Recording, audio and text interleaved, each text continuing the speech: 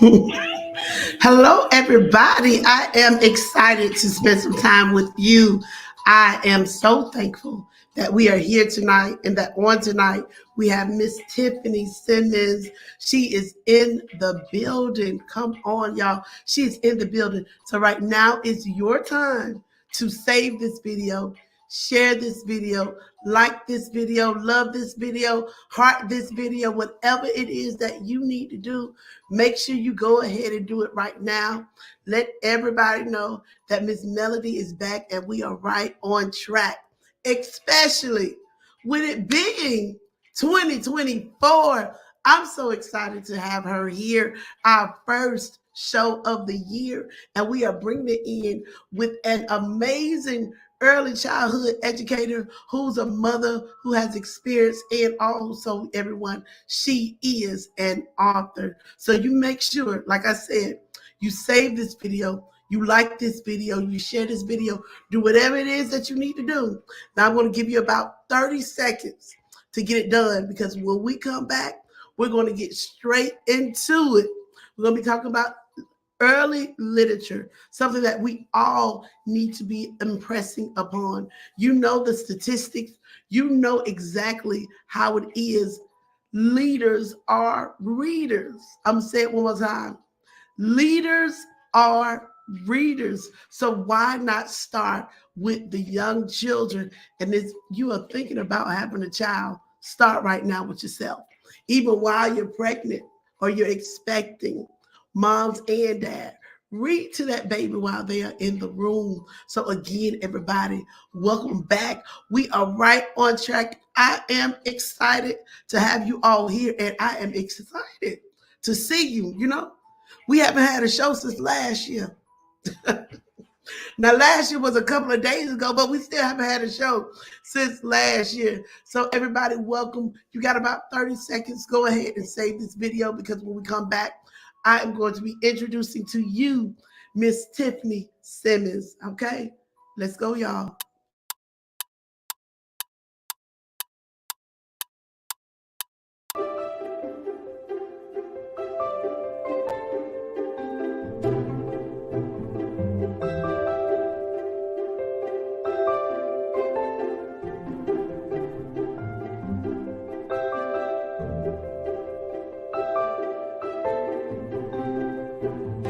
Mark your calendars and join MCCA in Austin, Texas, April 2024. We can't wait to see you there.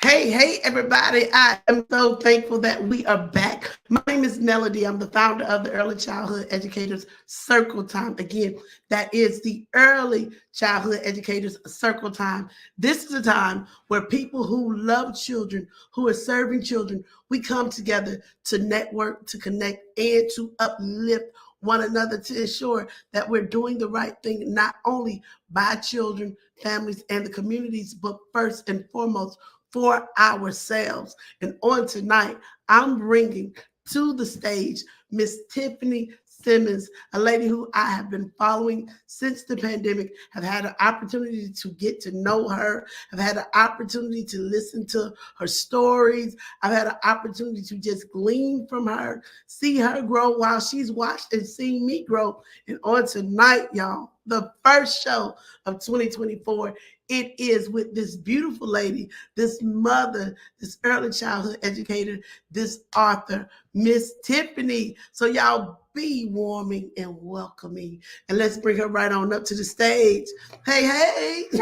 Hey, thanks for the very, very warm welcome. Thank you. Hi, everybody.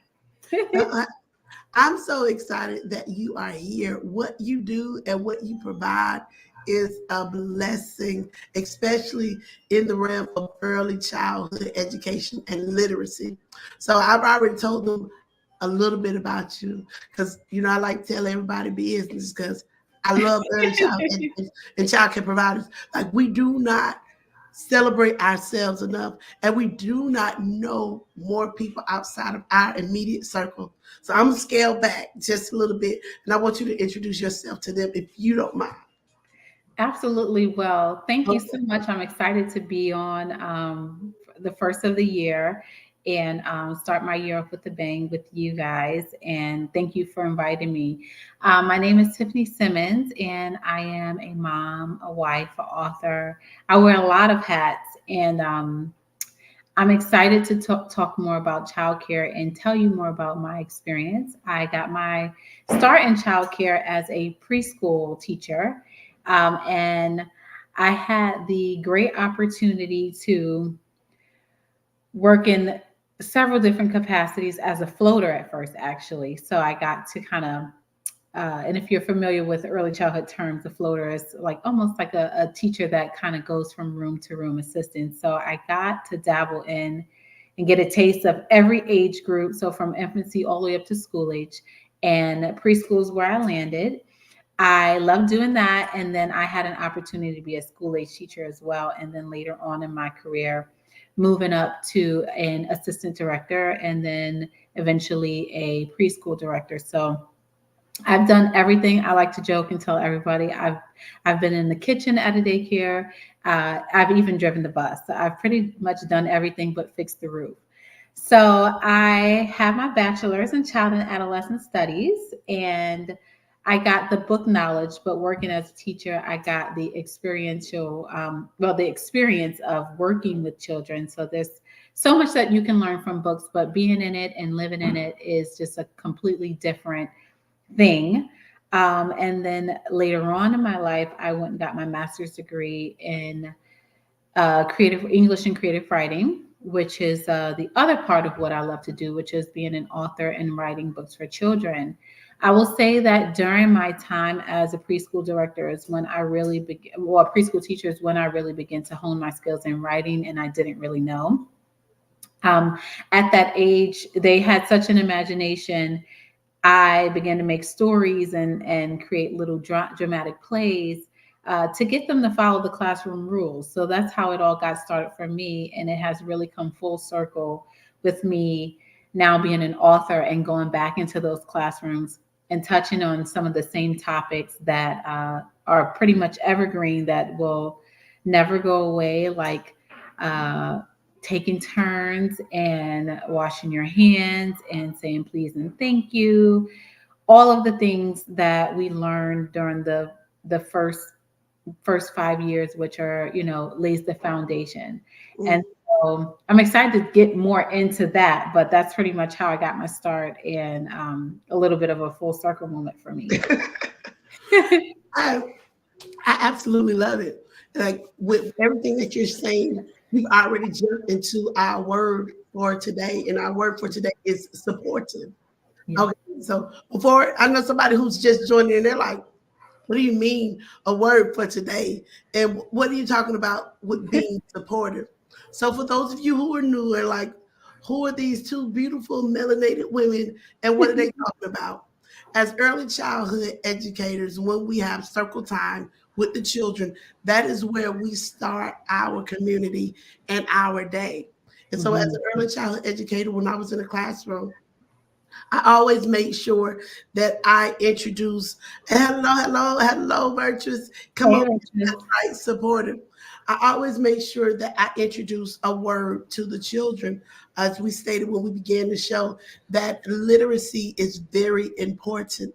And the only way that we can build vocabulary for young children, besides reading, is giving them words and definitions and explaining to them what we mean, because there's level to words. Mhm. One word can have more than one definition. And as I'm excited and talking about Miss Tiffanny, with all of the roles that she's done as early childhood educators, there's always a girding of support that Yes. we provide for children, families, and communities. And being as an early childhood educator, you do it all. Like you drove the bus, cooked the food, enrolled the children.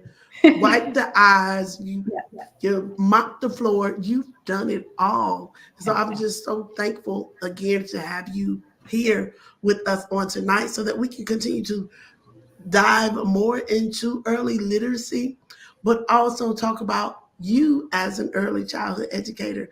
I'm just so fascinated with all that you have done, are doing, and are going to continue to do. So I just wanted to, clear the air for anybody else who's questioning, like, why Miss Melody is always so over the top? Because I get to meet wonderful people like Tiffanny, who's done so much, not only just in her local community, but being an author is able to provide a book. And girl, let me tell you, I love your book. What did I miss? Come on, I'm like, really? Really? She's doing all of this? Yeah, I mean, the title itself has so much under it. So before we get into a tangent, y'all, yes, our word for today is supportive. I'm going to put it up here. And even still before that, I need to sing to y'all because I'm all excited. Like Tiffanny's here, y'all. Tiffanny's here. So when you come to our circle time, I sing. And so tonight, Tiffanny, this song is just for you as we're sharing it with everybody. So y'all, thank you for coming on in. Let your friends know that Miss Melody is here with Miss Tiffanny and she is super excited. So here's our song. Yes, we sing to children and we're singing it to you. It's very simple. I'll sing the melody one time and then you all can join it afterwards. Y'all ready? Okay, let me see a heart. Let me see a like, whatever platform you're on. Okay, you ready, Miss Tiffanny? I'm ready. It's just for you, okay? Okay. Hello, hello, hello, and how are you? I'm fine, and I hope that you are too. Hello, hello, hello, and how are you? I'm fine, and I hope that you are too. I love it. Because I'm excited. We talked last year. We talked on the phone. We talked even before you published your book, and just to see this book, and just to see representation. I'm just all over. So I'm bringing it on in. Crisscross applesauce. Put my hands in the So y'all, our word for today is supportive. It has 3 syllables. So we're going to clap it, we're going to snap it, and we're going to nod it. So I'm going to do it once, and then Miss Tiffanny's going to do it with me too. You ready, Miss Tiffanny? I'm ready. All right, our word is supportive. Let's clap it. Supportive. Let's snap it. Supportive. Let's nod it. Supportive. All right, Miss Tiffanny, it's your turn. All right. Supportive. Supportive. Supportive. Exactly, baby. Providing encouragement or emotional help. And that is so important as we talk about your book, as we begin to look at the characters, because sometimes we definitely want to just, even as adults and in the classroom, I see it, we want to handle everything and do it all on our own. And sometimes we think that we're an island, but with your book, it doesn't come across as that. And just you as a person, it doesn't come across as that. And so come on, exactly, Miss Virtues. We love it. Supportive. So before I get into all of your questions, everybody right now, down at the bottom, make sure you go ahead and you screenshot this information. You keep it so that you will be able to get in contact with Miss Tiffanny. So, Miss Tiffanny, let me go ahead and go to my first question, if you don't mind. No, I don't. So, as the CEO of So Much Semmons, you and all these little phrases, honey. You and all these catchphrases and names, I love it. How do you balance fun and learning for young readers? So I love reading. I actually have about 84 books checked out right now. I have a hold on my account at the library. I'm at my limit. We read we're reading 1,000 books before kindergarten, and so we are very avid readers over here. And how do we make it fun and balanced? So I have a first grader here, and I also have a pre-K child as well. I said a student. They are like my students. I homeschooled last year. I keep calling them my students, but now they're my children, part-time students, because you still have to teach them when they come home. That's right. So Come on now. we are in the process of learning to read, but we're also learning everything. We're learning morals to the story. We're learning settings. We're learning so many different things, but also we're learning just how to, pick apart a story and understand what's going on. And see, I got a flyaway over here. I got to make sure that's not poking out. But how do we make it fun and how do we make it balanced? So I'm an educator, but I'm also a mom. And sometimes I want to go into the mode of teach, but I have to realize that this is also bonding time. We're at home, we're a family, and we want to unwind and we want to make story time fun. It doesn't always have to have this educational component at school. Now, if I'm at work, that's different. And that looks a little bit different. So how do I balance the fun and the learning? Well, I pick silly books. I pick genres that I know the kids will like. I pick topics that resonate with our household, like washing your hands after you use the bathroom. These are still things that continue on when you leave school and come home. That's right. We find topics that interest both kids. I have a son and a daughter, and I have a really girly, princessy daughter, and I have a really rough, tough, jump down the flight of stairs boy. So I always have to find two books, which is why we read two books every night, because of course one has to pick one and the other one has to pick one, and they're always on opposite ends of the spectrum, which is why I like sibling books that feature a girl and a boy, because then for me it's like, yes, 2 for 1. So that's just a nod to all the other authors out there. Put a boy and a girl on the cover so I don't have to hear the argument about what book we read that night. And so I make it fun by picking topics that both of them will like, or that I think I can really animate. And so I use animation. Sometimes I add words to the page. Sometimes I'll blot words out. Like if it talks about like being afraid of the dark and things I don't want to deal with at night, I'll change someone's book.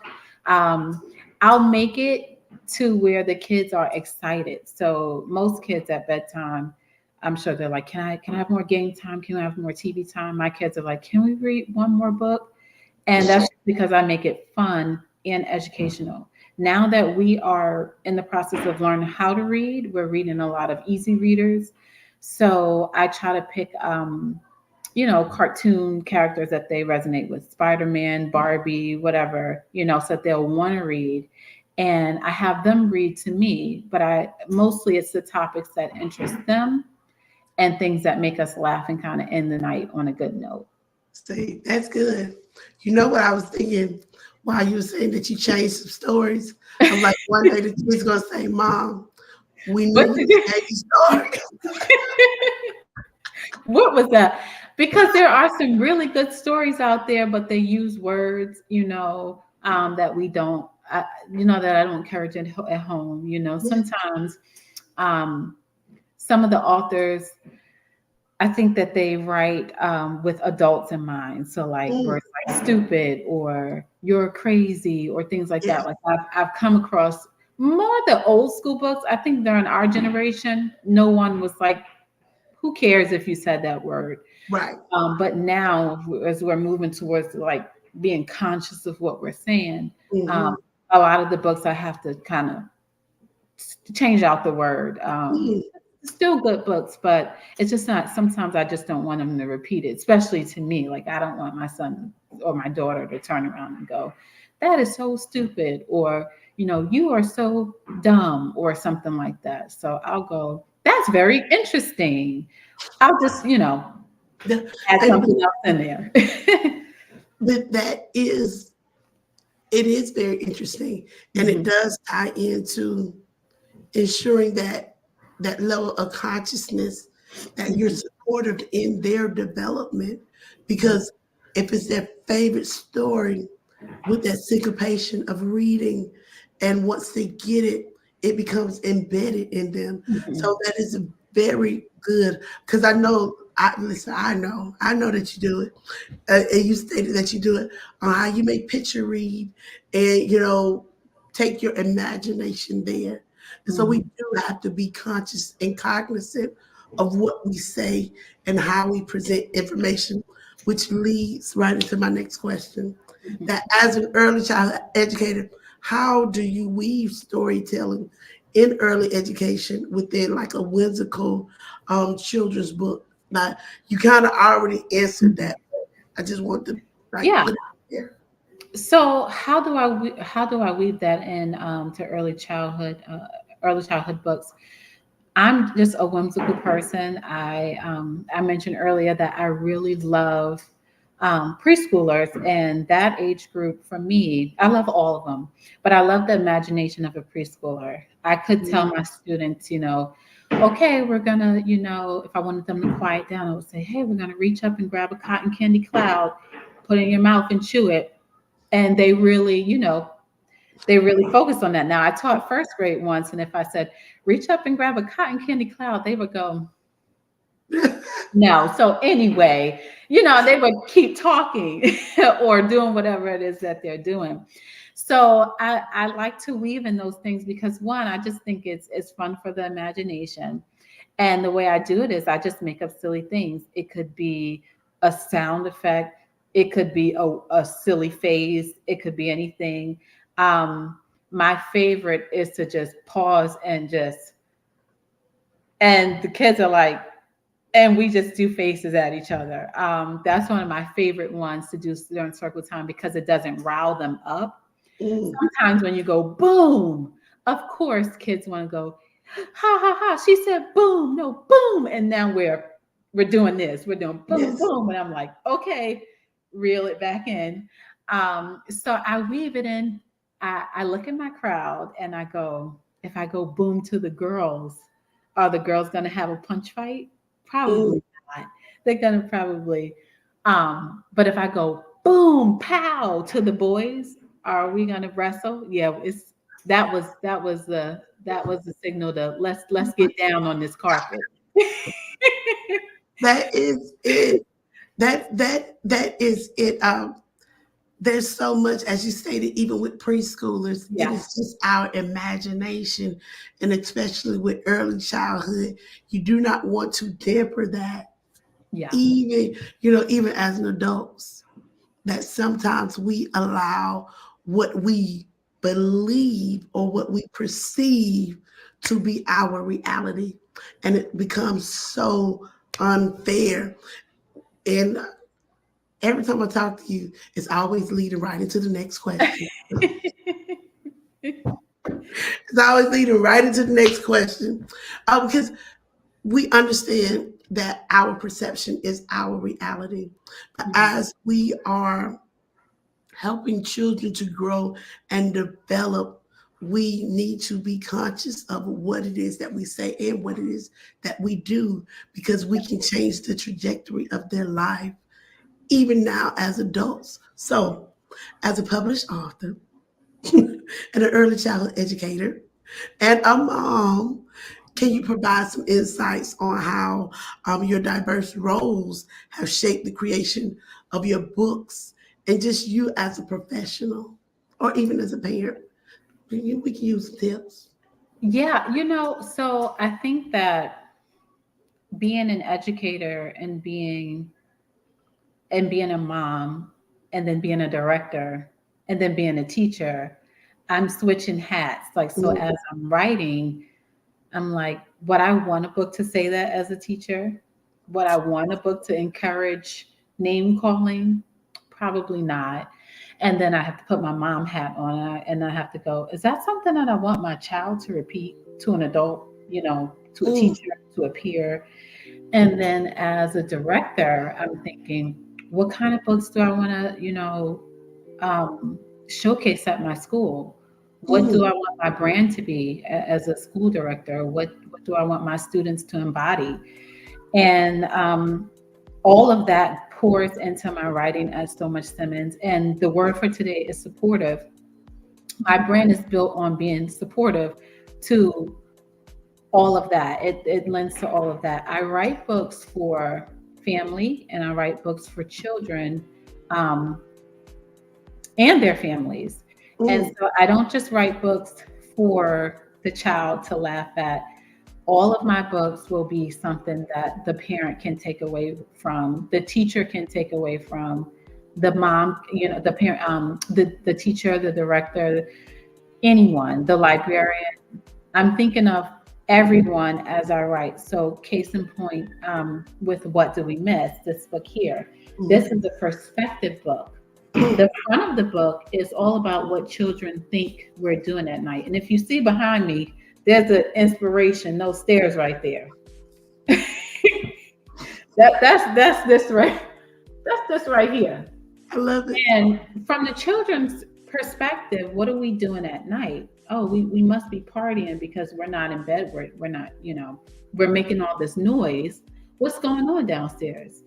And the back is what the reality of it is for most of us parents. We're always working. We don't plan our calendar, go, what's going to be fun on my list today? We try to, we're trying to get to that point. But for the most part, we're doing something beneficial for the whole family. We're cleaning, we're cooking, working out bills. We're always working because we have to be proactive. And it can be hard because kids don't understand that. And they can do something as simple as get out of the bed for 5 times in a row, and you can feel like you're going to lose your mind because developmentally they don't understand why you're so frustrated. So this particular book was written with teachers, parents, students, everyone in mind, because a sleep-deprived mom can't really rear healthy kids, because how can you focus? How can you be 100% running on a zero battery? And how can you show up for your kids if you don't have enough sleep? And then how can you partner with the teacher if it's like the triangle. And you're an educator. A lot of times the parents say, well, the onus is on the teacher. And then the teachers say, well, the onus is on the parents. And then the director's in the middle going, oh my gosh, how do I help both parties navigate it? And then the kid is like in the background. And so it's like, how can we all work together? And it starts with sleep. I know we always talk about, kids having school supplies and kids having food, but what about kids having sleep? If the kid is up all night, this is how parents forget the bottle bag in the morning. This is the parent that comes to school and doesn't have the diaper bag. This is the parent that gets to school and didn't complete any homework. The parent that gets to school and goes, oh my gosh, I forgot there was a project or the field trip money or whatever assignment, because we're running off of fumes. Most of us, we don't even eat breakfast. So it all starts with how you go to bed at night. And how can you get to bed if your kids tag team you? Mine are like whack-a-moles. It's like, you ever play that game, you get one down in the bed and the other one pops up? They do that to me. And it's like, I have the tools, but what about the parent that doesn't have the social emotional tools to like self-regulate themselves? Now we're going into a different sphere of, now the parent is frustrated. Now I'm yelling at you. Now I want to put my hands on you. Now we're talking about shaking baby, this is what happens. And it doesn't seem like it all connects, but these people don't just wake up and just decide I'm going to shake my kid today. What leads to that? It's frustration, it's lack of support. And so it all ties in for me But it's packaged in a cute book. It's packaged in humor. It's packaged in education. And it's packaged in a way where children can receive it, parents can appreciate it, educators can benefit, and directors can smile and open those doors and go, let's go. We at it again. Same thing, different day. And everybody's pulling their weight and everybody's working together to make sure that the kid is healthy, but also that the parent is healthy as well. And this affects teachers because how can you teach a kid that's asleep? I've had several students, sleep on the carpet, during breakfast. Well, you just woke up. I mean, you just got here. How are you so tired? So it all comes together, and that is how my worldview shapes all of my books. So this book, I say, is for frustrated parents and curious children, because we need to explain to the parent that curiosity is a developmental milestone. It's not a curse. But we also need to explain to these kids why we're up. We are not having a party. And in the book, it kind of dives into when parents party. That's right. And what you do miss and when you miss it. And it's fun and it's educational. And all of the parents that have read it have all come back and said, this is my favorite book. Why? Because it's for them. It's for them. It's for them to chill out. Right. Please go sit down. It's for all of us to go, woo, and that's why I wanted to feature two happy-go-lucky children. I even had to take some lines out when I was first writing it. One of my repetitive lines was go back to, what did I put? Go back to bed and disappear. I had to take that out on my own because somebody would be changing the words in my book. So it's now go back to bed and rest, my dear. So I had to soften that, even though I did want to say, get out of my room. My mom used to I get sleepy. I cannot tell you the reasons why during the pandemic I was exhausted. A lot of us educators were. I cannot tell you the ridiculous reasons why my children would not go to sleep. One night my son told me there was a cat stuck in a tree. I'm looking around the room for the tree. It's 3:00 in the morning. Please do not wake me up. Now I can laugh at it. But when it was going on, you hear somebody scream and you're like, who? And it's like, what's wrong? You coming in? What's wrong? What's wrong? And my child is going, my arm's broken, but his arm is just through the top of the shirt like this. And I'm like, oh my gosh, And a lot of adults, they have their vices, I know this is the educational platform, but a lot of adults, they like to unwind with a nice beverage at the end of the night or whatever, TV show, whatever. I do not have those vices. I don't like to do those things. So I like to unwind with a comedy show. So I'll have to just turn on something funny, my wife and kids, of some type of funny Martin, whatever sitcom, and just laugh to take the edge off, which is why I've incorporated humor, because I found that humor is the perfect tool for anger. Nothing cures anger and frustration like humor. And so if I say, to my kids, go to bed, you silly goose, they're more likely to go to bed, but not without, not with all the, I said, get in the bed right now. Right. If you don't get in the bed, and they're like, oh my gosh, So you go to bed on a bad note and then you wake up on a bad note. You have mom guilt and you're like, why did I say that? Or I wish I could have handled that better. But we as parents have to give ourselves grace too, because they don't really understand what it's like to go to work, go buy the groceries, cook the meal, and then hear somebody go, ew. Right. What do you mean? What do you mean ill? Or, you do anything and they have opinions. It's like, these things, they seem like small things, but for the parent that's really trying, and for the parent that's like really invested. This can be kind of discouraging sometimes when your child turns around, but we have to know that they don't know any better. And they don't have a job at the end of the day. So, go to grandma's house and eat up her food. Right. Since you like yogurt over there, but during the week, Monday through Friday, you all of a sudden you don't like yogurt anymore. Right. I don't understand. Start getting sleepy. Yeah.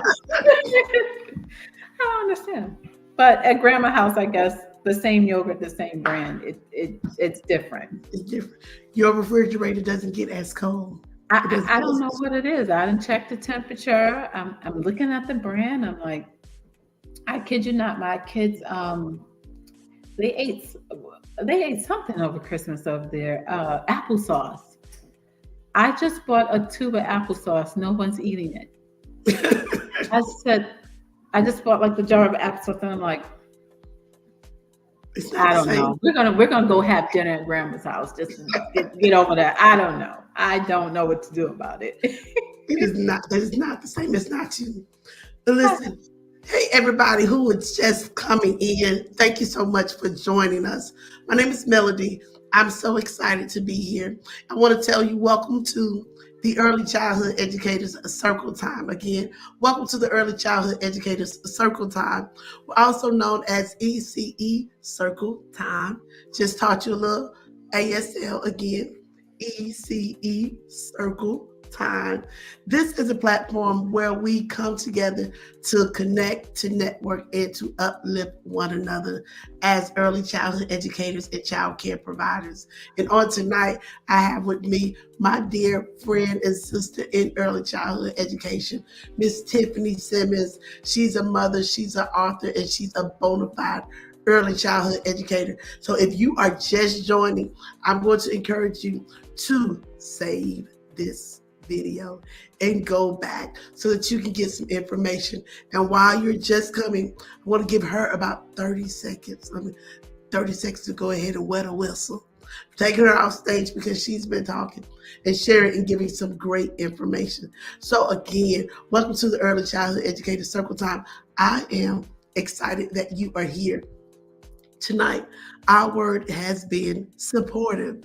That is our word for tonight, supportive, because we're talking about, of course, Miss Tiffanny, but also early literacy, also emotional support, what we can do as parents and as educators to ensure that our children are receiving the best of us. So I want to give you about 30 seconds to go ahead and get an ink pen to make sure you let your friend know that Miss Melody is still on. I have about a few more questions. So, all right, guys, you got about 30 seconds. Let your friends know that we are here. Thank you, Miss Mel. She did it. Level 3. She will level you up. Have your money ready.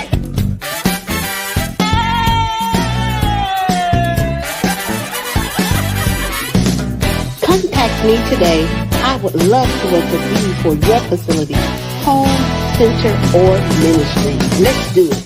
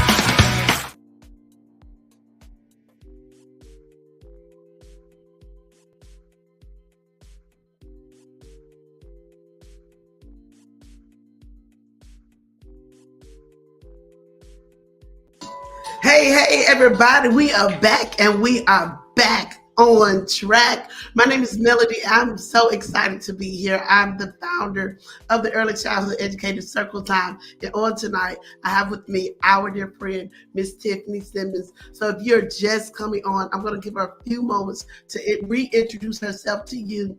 And then I have a few more questions to ask her. And we're going to go ahead and wrap it on up tonight because I know her children are going to be peeping down that step saying, hey, Mama, what you doing? See, my children, they're not doing that tonight. They're with their grandparents. Gone, leave me alone. I was just playing. The only reason why they're not here with me tonight is because I'm here in another state helping the program to get ready for their national accreditation visit. So if you're considering about becoming a nationally accredited program, make sure you reach out. You can go to our website. That is ECECircleTime.com. I want to put it right here. That's ECECircleTime.com. We have programs to elevate their early childhood education, the overall program to ensure that they are reaching the pinnacle in our industry as early childhood educators and child care providers, which is one of the reasons why we're here on tonight. We use this opportunity for others just like you and I to be able to connect, to network, and also be uplifted. So without further ado, let's bring on our wonderful guest, an early childhood educator, an entrepreneur, a published author, Miss Tiffanny Semmons.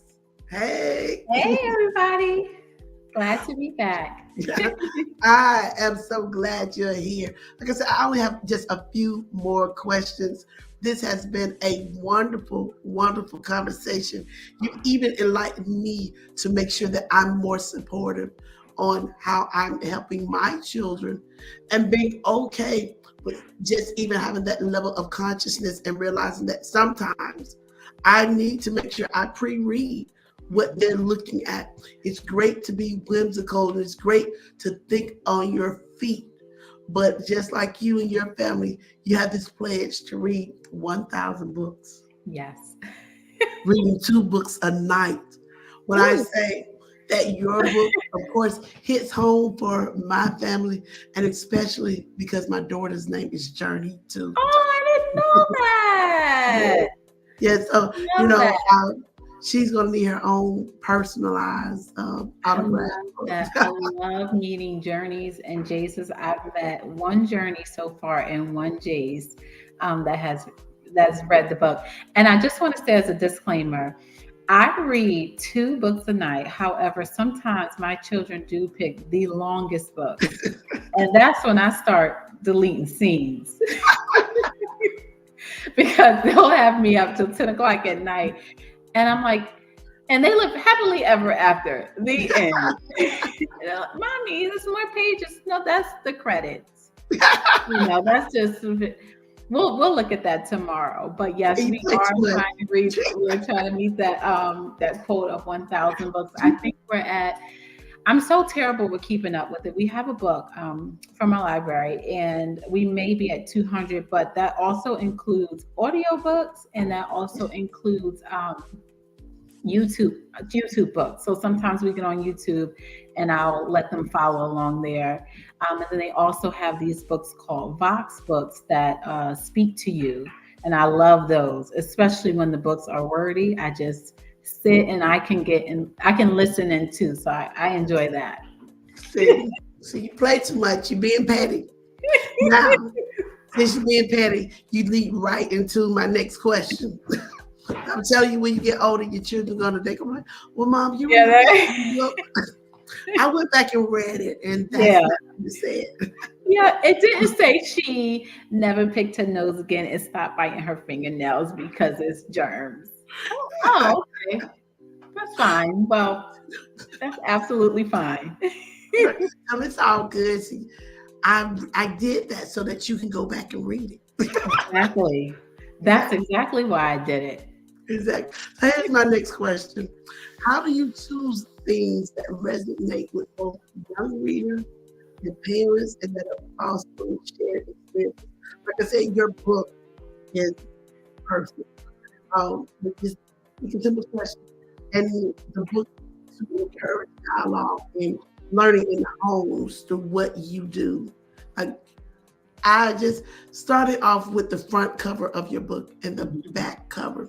It's so ingenious. Thank you. I will say that I don't choose the themes choose me. Oh. And I knew that I wanted to write a children's book, but I never knew what I wanted to write about. And it took me 7 years to write. And I always said that if I was going to write something, it would have to mean something. I would have to have some type of passion for it. I couldn't just write a book that, at least not for the first one, just like an ABC or 1, 2, 3 book, which those are super important. I wanted to write something that was our theme word for today, supportive.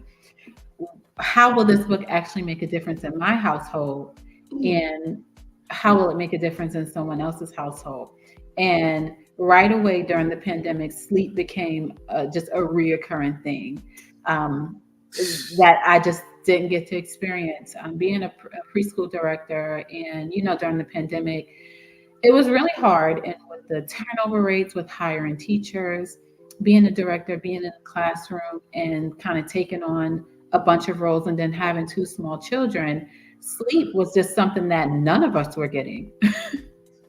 None of us were getting. I remember one of my students came to school without a shoe on, and I was like, "Don't even worry about it. Just get on in here." That's how we all felt. That is how we all felt. Us parents, we were running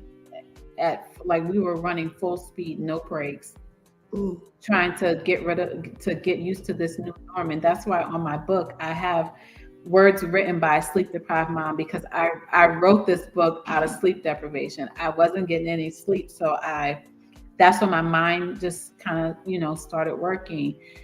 I knew that I wanted it to be educational. So that's why I included days of the week, because circle time is one of my favorite times of the day at my daycare. And so I knew I wanted days of the week because that was just a thing that we went over every day. It's something that preschoolers are learning. So I knew that I wanted to add that. I admire all of the Dr. Seuss collection. And so I wanted rhythm, rhyme, and I wanted repetition. And so I knew that that was a theme that I wanted in my book. I knew that I wanted to, at first I couldn't figure out what names do I want to use? Do I want to use Journey? Do I want to use Jay's? And then I thought, you know what? I can never find my name on a cup, at Disney or in the jewelry store. They always have Stephanie, which I'm like, I can never find my name. And so I wanted my kids to be able to see their names in something. So that's what made me go with their names. And I knew that I wanted a whimsical look, because I knew that eventually I want to get into animation, and I would love to see my characters come off the screen in action. And so that's why I chose that. I knew that I wanted a book that would be helpful. So I have stickers included in my book, and it comes with a QR code for a bedtime chart. It even has awards for going to bed on time. And I also made multiple awards for teachers, because nap time is actually a chaotic thing as well. Nap time will make you want to clock out and never come back. And so I'm like, you know what? If I'm struggling to get the kids to take a 2-hour nap, what is this looking like at the home to get them to go to sleep? And nap time as for a teacher, can be really stressful, because that's the only quiet time we have during the day. And if you've got them running around or jumping off cots, or I always had those students that would just speak to me. I like chips. You like chips? I don't want to talk about chips right now. I love you. I would say, I love you. I don't care nothing about, I want to say, I don't care nothing about them chips. Right. Just take a break. Here's some Play-Doh. Here's a little kit, so you can occupy yourself on the cot. But some of my students, they didn't even care about the little manipulatives that I would give them. They would go, "You want to play with my chips?" No, no, I don't. I need a break. Right. I really get a bathroom break some days. Yes. know, I just want to sit here and I want everybody to be quiet so I can recoup, Yes. recharge. And so I'm like, I love y'all, but y'all don't understand. Even at nap time, especially in twos and in toddlers, teaching them just to lay down on the mat. It's like it's a skill. It should be that should be a whole degree in itself. Come on. And Like so, what she say, it's the random conversations. it's the random conversations for me. So I wanted to incorporate that for teachers because I knew what it was like for me, and so that's how I chose my themes. I chose real life situations that teachers and parents could resonate with, so we can all look at each other and go, this is exhausting, but at least I'm not the only one. Right. It feels good to hear another educator say, that was rough. Like I'm about to lose my mind, Right. but I'm glad you're here with me because we can support each other. So I'm going to take a walk to the craft closet and get the glue. You stay here and talk to Johnny about the chips. Yes. I'm going to take a walk. No, this is perfect. Like, here's my next question, because it's challenges all the way around. As I said, I'm in another state tonight and working and observing, and I noticed that just even with new educators, they need educating. We need that practical, those solutions, those ideas that'll help us get from being unstuck. Like, come on, Chips. I'm for real. Like, seriously. Hungry now. Right, okay, because I ate all day. But no, I did eat. I ate some fries from McDonald's. Oh, That that's was so okay. good. McDonald's, that was your only shout out. That was your only shout out. And you know what? And you ate it alone. Your kids were with grandma, so you didn't have to share. Yes. Those are the best fries. Yes. Like, but just, even with observation, as you stated earlier, and I love about how you have it with your book, we have to not step out our creativity, because who would have thought, like, even in my 20 plus years of, being an educator, never would have thought, like, maybe a nap time chart or incentive. Okay, I'm sorry, Sean. maybe a nap time incentive would be great. So here's my question. As an early childhood educator, what challenges have you faced in fostering passion for reading? Like you said, they don't care nothing about the manipulatives. And then it's nap time, you have to have your lights at a certain level. Yeah. And then just in general, like, what other innovative solutions have you employed to address just reading, or just any tip in general? Because we need it. Each class is different. I've had some classes where the kids are putting themselves to sleep, and before you can even feed them, they're falling asleep at the table. It's like, wait, you gotta eat.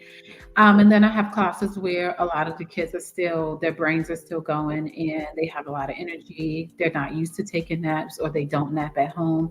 There's a lot of reasons behind that. You have new students who don't feel comfortable falling asleep. You have students that go through separation anxiety at nap time. The teachers swap out sometimes. Sometimes they have separation anxiety from being at school, or separation anxiety from their teacher, their person leaving. And so there's a lot of different challenges as it pertains to that. But the challenges faced in fostering a passion for reading is that, unfortunately, for some families, buying books is a luxury. And they just, depending on what area you are in, you may not have a lot of books. Right. And you may not have transportation to a library, and you may not know how special a book is because someone may have never picked up a book for you. And so it all comes down to what are the parents instilling. And so you have to get the parent on board first to have a passion for reading, because if your child doesn't see you pick up a book, or if you don't pick up a book with your child, they're not likely to be interested in something they've never been introduced to. So the first thing is getting a parent on board, which is why being an author and marketing as a parent is so important. You have to write something that a parent is willing to buy. You have to write something that a parent is willing to reread over. This is why shows like Bluey are so popular. And because they touch on topics, this is why Daniel Tiger is so popular, because these are helping me help my children, and I can step to the side and I can still get something out of it that's purposeful and educational. And so when you're writing a book, for those who aspire to write books, you have to entertain the child, but you have to market to the parent. How do you market a children's book to an adult? Wow. And so the first step is, what do we have in common? What's your struggle? What's your pain point? Oh, your kids don't go to sleep, or your kids are scared of the dark, or your kids are picky eaters, or your kids have trouble with confidence. Whatever that pain point is, you have to find out what pull is going to pull that parent in. And then the innovative solutions that you have to employ them and to address them is to get in spaces where parents and their kids are together and you're reading to them. That's why libraries are so important.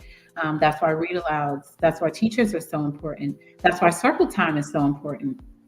That's why teachers are so important, because they can help kickstart that. And so as a teacher, what I try to do is help kickstart that. So even though I do 1,000 books before kindergarten with my children here, my students at school were doing 1,000 books before kindergarten too. They just didn't know it. So I was checking out books for the library to that would interest them. And the cool thing is, during the pandemic, my library, you could call ahead and pick up your books. So if I have students that are interested in dinosaurs, or students that are interested in princess stories, I can go pick up as many books as I want for free. And now the kids are going home and they're telling their parent, I read a book today in school and I really like that. And the parent goes, okay. And if that child can say that enough, maybe the parent will eventually reach out to the teacher and say, what book was that? My daughter keeps talking about this book. What was that? And so you kind of got to work it from every angle. There's no cookie cutter way. And everything is a seed. It's not just a seed and it's going to grow up. One person plants the seed, another waters it, and then it grows. And then you get a little sunlight, you get a little exposure, and it's something that has to grow. I don't think it's just a one-stop shop, unless the parent picks up the book and goes, this is funny. And I have parents that cackle over laughing, like when I read my books, because I cackle when I write them. And my next book is so hilarious to me. I cannot wait to touch on intergenerational relationships between grandparents and children and how that dynamic goes. And so I write books that the parents will laugh at, but that the kids, it's appropriately going over their head, but they're still enjoying it. They're still enjoying it, but it's not going to be like any name calling or things like that, but it's going to be something that a parent can go, oh my gosh. So those are my solutions, is just to keep at it, keep introducing the concepts of reading, and then let that love for reading grow. When I was in daycare and I wanted the students to read, even if I couldn't read a book to them, I would play audiobooks on Alexa. So instead of playing a lullaby, I would play an audiobook. And so then I don't have to talk to Johnny about chips, because Johnny can sit on his cot and go, what? And now he's talking to Alexa. Alexa. I'm like, now I got to turn the button off the Alexa, because now he's talking to Alexa. But that's fine if I turn the little button off so he can't say, Waxa, Waxa. So I'm like, okay, I got that covered, so you can add, you can do story time without actually reading to them. So if you have like an Alexa, or if you have a Google account, you can do that. And then you can, start a chart and give stars and stickers. And then at the end of the week, they can get a nap time certificate instead of a call home during instead of a call home during that goes, we don't know what to do with John. He's jumping on the cot, and then mom has to get on the phone and give him the you better sit down talk. Yes. That you can hear with the phone. Right. It's like, do I make that phone call? And so this leads me into my last question. In creating stories for children or early learners, what crucial literary elements do you consider effective in engaging and educating them while they are enjoying it? Because again, yes, your story is funny. I like it. And of course, it's relatable. Mm-hmm. It's me. I want y'all start getting sleepy. That's what I want. Start getting sleepy. But of course, we, even with young children, have that fear of missing out. Yeah. We don't want to miss out anything. So how do you just bring that and put it on paper? That's a great question. So the literary elements that I use are rhythm, rhyme, repetition. Mhm. I may not be able to sing like you, Yeah. but I will blow a tune. Come Get in on. the bathroom and wash your stinky hands before you pass your germs to all your little friends. And they and for me, that's how it starts. Just music, rhythm, rhyme, repetition, anything. I remember when I was potty training, our song was so simple, but it was so silly, but it worked. It was what did I say to my daughter? You gotta pee pee, and then my husband would go, oh, in the potty. You gotta pee pee, oh, in the potty. You gotta pee e e pee e e pee pee pee e e pee e e pee pee. We're learning how to spell. We're learning how to sing. Just in case you want to blow up one day and be a singer, you can thank me on stage. We're learning where to go, and we're just getting creative. So you can do that inside of a book, outside of a book. You can use those elements to kind of stick. It's funny because some kids, they learn more with music. This is why people look on TikTok and Instagram and go, well, you know that song. I hope you know your ABCs. Well, if you make it a song, I learned that too. And that's why and that's why they do know their ABCs, even if they say Ella-Lena-Lee. It don't matter because they're learning it.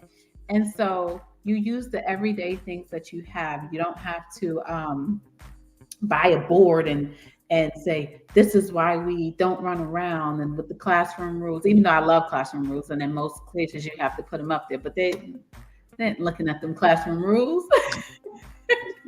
They run by and rip the thing off the wall while they play fighting. I'm like, no, why? I should have laminated that. You don't break the rules. But if I say, don't run, because if you run, you're going to hit your head, and that won't be fun. And then they'll be in the bathroom singing, hey, Johnny, don't run and don't do that. And now they're passing it on to their friends instead of me saying, didn't I tell you not to run? You know what happens if you run. But you got to hear it in a different way. So I take the same literary elements, and I incorporate them in my classroom, in my home, even as an adult on your job. Now, if you have that coworker, you say, now, girl, that's better than saying, girl, per my last email. Right. So it's a transferable skill.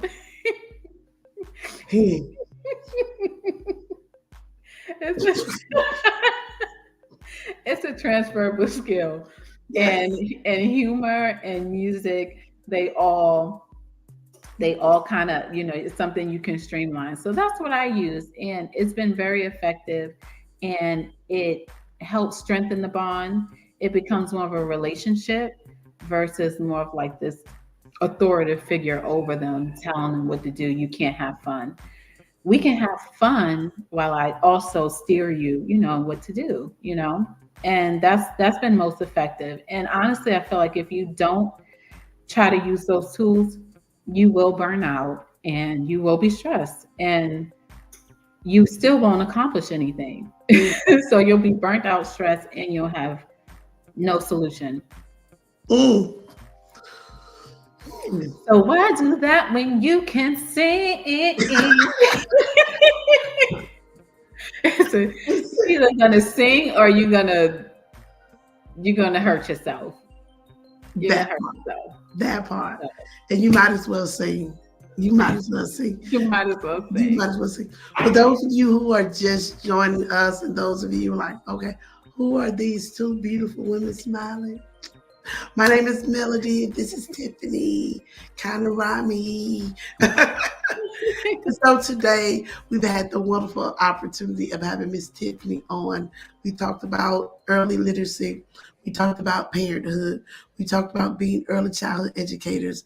We talked about everything that we can that looks at and is our word for today, supportive. So before we go out, Miss Tiffany, could you go back over our word for the day and then let everyone know how they can get in contact with you and any other information that you would want to share?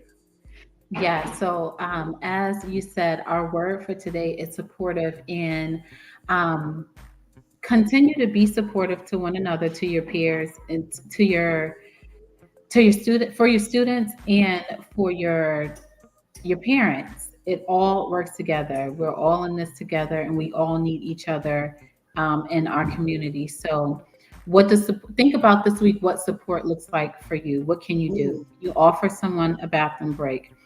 Can you ask someone if they need a little bit of help with their lesson plan? Can you clean the tables while someone else leads circle time? Can can you do the padding at nap time so your co-teacher or your lead teacher, whatever, everyone's a teacher, can take the walk to the supply cabinet and get a breather? Think of how you can be supportive in your community because together we are stronger. My name is Tiffanny Semmons, and I'm an author and CEO of So Much Semmons. I write books for children and families. I'm the author of What Did We Miss? A story about two children that think that bedtime is a party and two parents that may feel like it's a chore. It's a fun educational book that hints on the fear of missing out. It is a perspective story that teaches days of the week. It has rhythm, rhyme, and repetition, and it has humor.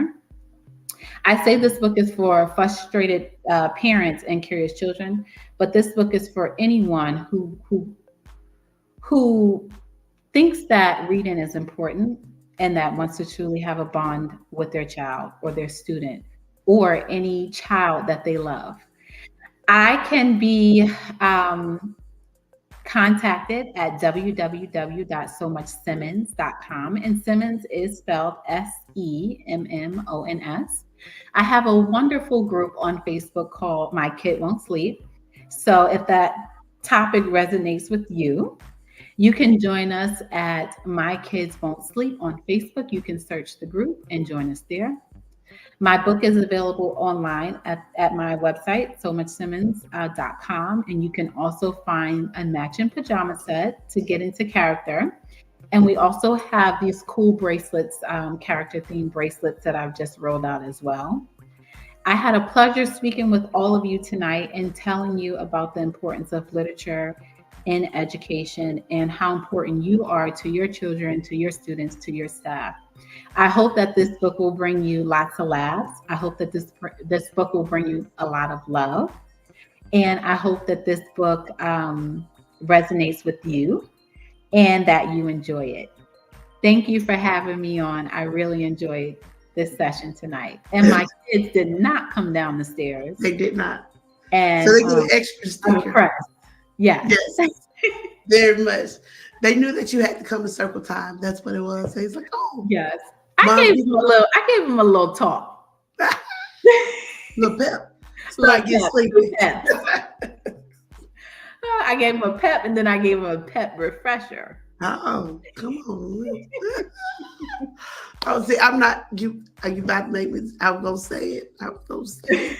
Because I know all of the melatonin stock prices went up during the Oh yeah, pandemic. I'm yeah. gonna leave that right there.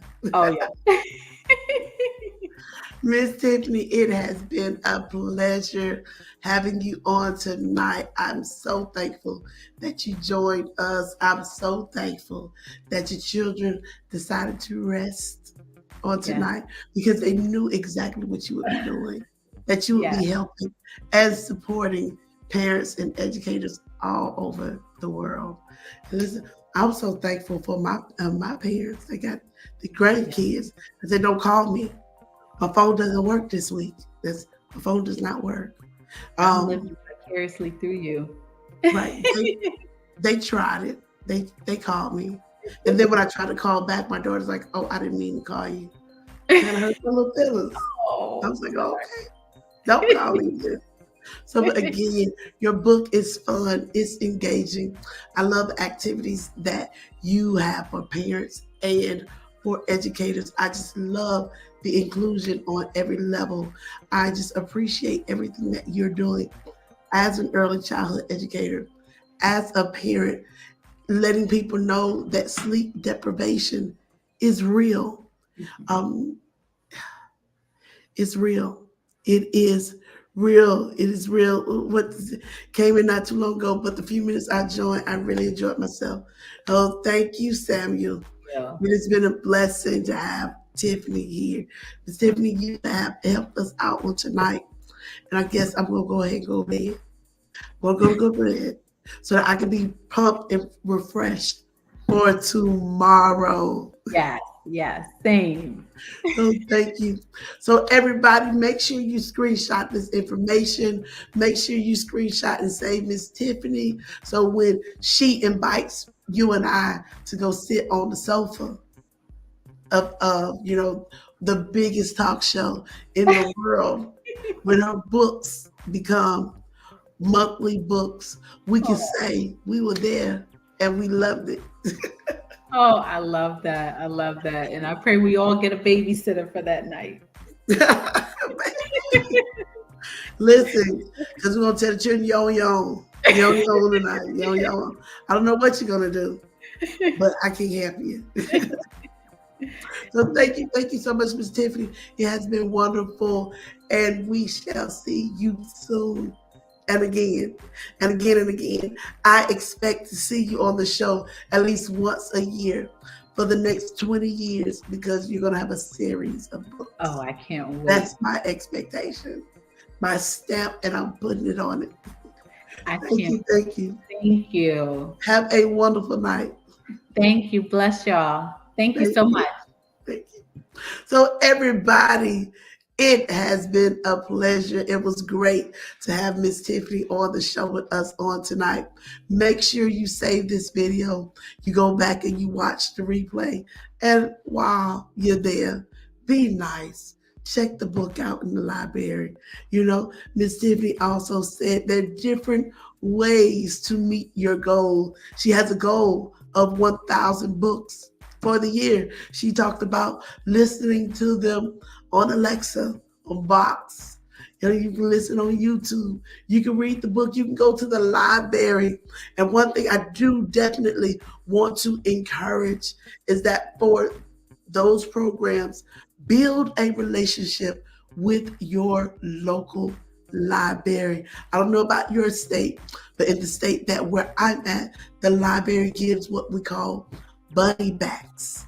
Bunny packs. And they come with a set of books that are just added into the classroom, and then you return them. We don't want the richest place, the most wealthiest place to be the cemetery anymore. Library cards are for free. YouTube is for free. Join her Facebook group, My Kids Won't Sleep. You have resources. And here's your first one, ECE Circle Time. We're so excited and happy that you are a part of our community. And on our way out, we know that this goodbye is not a goodbye forever, but it is a hello to your future, a hello to what is to come. I need for you to always remember that you are the sauce. You're making a difference in the lives of others, but you got to start with yourself.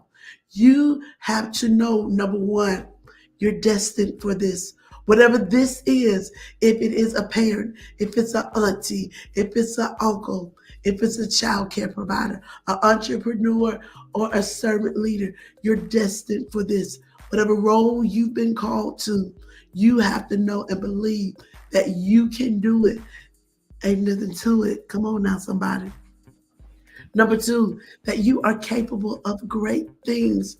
As we talked about on today, being whimsical, being supportive. Do not allow your imagination, your ingenuity to stop. Always be around people that believe in you and that can encourage you, and even those people that will pull your skirt tail. And then you're like, well, what do you mean by skirt tail? You also need to be around people that will tell you that you are wrong. I'm pausing right there. You got to be around the right people, the people that will let you know that, hey, yes, you can do it, and the people that will say, not right now. And be okay with that, because progress takes time. Number three, in regards to that progress taking time, you have to tap in. You have to take action, prepare, process, and perform. So don't ever think that if it's taking too long, that it's not for you. If it's taking too long, that it can't happen. It will happen. You have to be persistent. You have to prepare. You got to prepare for where you want to go. You have to have those integrity. You have to have that core character right now, not when you get it, but you have to walk in it now. And every day you got to be living your life and performing as if you already have it, as if it's already yours. You want the best classroom, you got to make sure that you're effective with your lesson plan, that you have classroom management going on. You want to have the best center. You have to put in the work, and do not be afraid to put in the work. Working helps you to get better. So again, everybody, it's worth it. Anything, any idea, any thought, it's in your mind because it needs to come out. And I want to encourage you this year for 2024, tap in, take action, start to learn where you want to go. Follow those people, connect, get you a mentor, get you a coach, get you a consultant. 3 different things. And we'll talk about that later. So again, y'all, I'm just so excited. And I'm so thankful that you all were able to join us on tonight. Have a wonderful, wonderful night. And again, our goodbye is not a goodbye, but it is a hello to your future. Have a wonderful, wonderful night, you guys. I appreciate you, and I'll see you soon.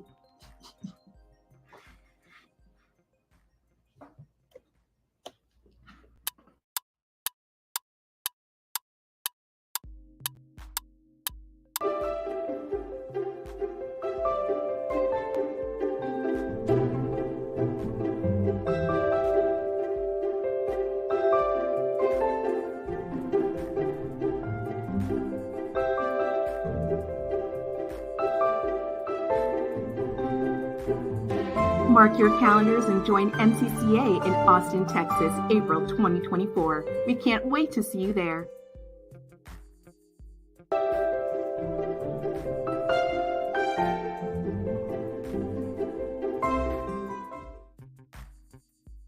The iconic experience. Iconic experience. Iconic experience. The iconic experience. Iconic experience. Iconic experience. Hands-on, one-on-one, and I enjoyed the tours. Phenomenal. Very knowledgeable. The information was impactful. Turn a child care center into a child care empire. Our first stop is going to be the in-home center. And in the in-home center, I want you guys to just see the journey, and I'm going to, when we get there, we're going to talk about how I chose that location.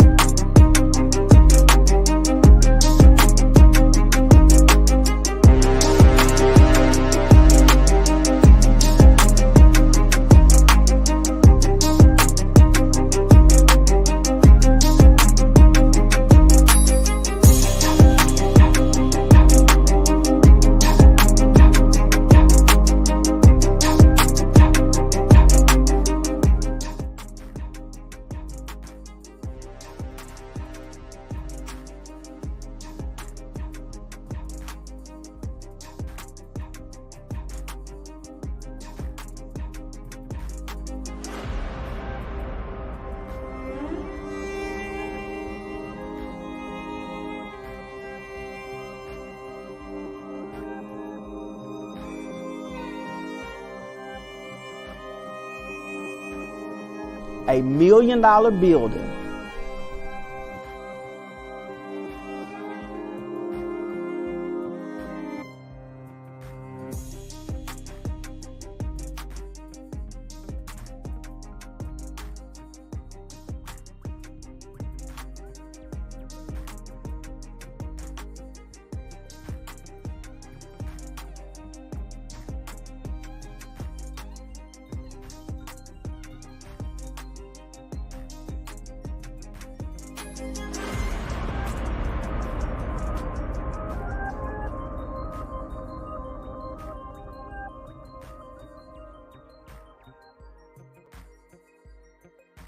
This is the Tony Box, a magical little speaker for kids. And this is a Tony. Tonys are filled with stories and songs that come to life when you place one on the box. She loves it because she can use it all on her own. I love it because it entertains for hours without a screen. Together, we've been building up a collection of all her favorite characters. Every Tony is a different adventure and a new world for her to explore. Listen as the magic comes to life.